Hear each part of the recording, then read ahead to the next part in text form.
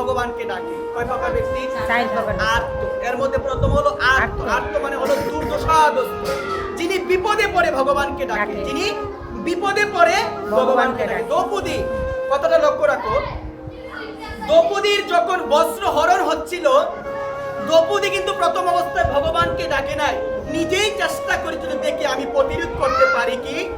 একবার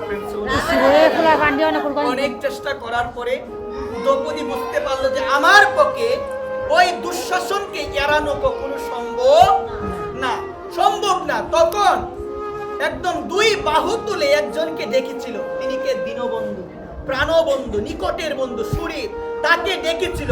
যখন দুঃসময় এসে গিয়েছে, আর কেউ বাঁচাতে পারবে না, আর কেউ রক্ষা করতে পারবে না, কোনো উপায় না পেয়ে দ্রৌপদী ডেকেছিল দুই বাহু তুলে।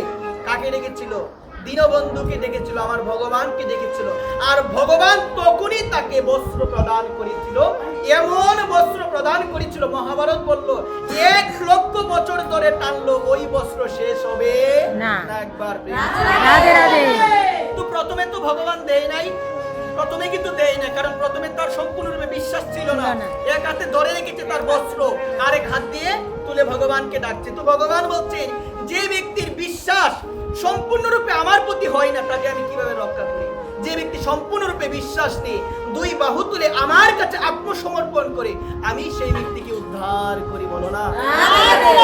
ওই কারণে দেখবেন মা, এই জগতের মধ্যে অনেক ভক্ত আছে যারা প্রথম অবস্থায় ভগবানকে ডাকে না, নিজের প্রতি বিশ্বাস রাখে, কিন্তু যখন দেখে সংসারে আর বাঁচার কোনো উপায় নাই, কেউ আর বাঁচাতে পারবে না, কেউ আর রক্ষা করতে পারবে না, সেদিন একজনের কথা মনে পড়ে, সেই হলো আমার পরম ভগবান গোবিন্দ। একবার আর তো এটাকে বলছে কি গো মা?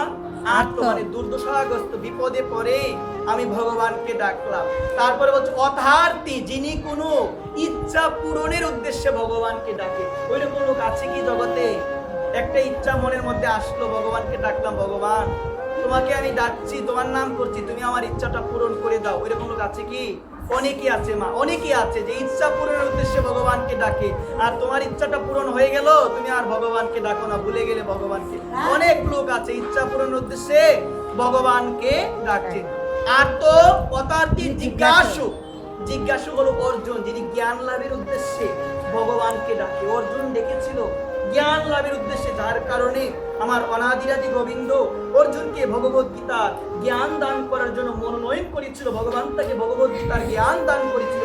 অর্জুন হলো জিজ্ঞাসু ভক্ত, মানে জ্ঞান লাভের উদ্দেশ্যে আমার ভগবানকে ডেকেছিল। একবার তারপরে বলছেন আর্ত অতার্থী জিজ্ঞাসু জ্ঞানী, যিনি কোনো কিছুর আকাঙ্ক্ষা না করে, যিনি কোনো কিছু কামনা না করে, যিনি কোনো কিছুর বাসনা না করে, সর্বদা চিন্তা করে জন্ম হয়েছে একজনকে ডাকার জন্য, জন্ম হয়েছে একজনের কথা শোনার জন্য, জন্ম হয়েছে একজনের মহিমা গুণকীর্তন করার জন্য, জন্ম হয়েছে একজনের নামে নৃত্য করার জন্য, তাকে ডাকবো। কোনো চাও নাই, কোনো পাও নাই, কোনো ইচ্ছাও নাই, কোনো জ্ঞান লাভের ইচ্ছাও নাই, কোনো কিছু নাই, তাকে আমি ডাকবো, সে হলো জ্ঞানী ভক্ত। একবার তার নাম হলো প্রহ্লাদ মহারাজ। তার নাম কি? কোনো কিছুর বাসনা করে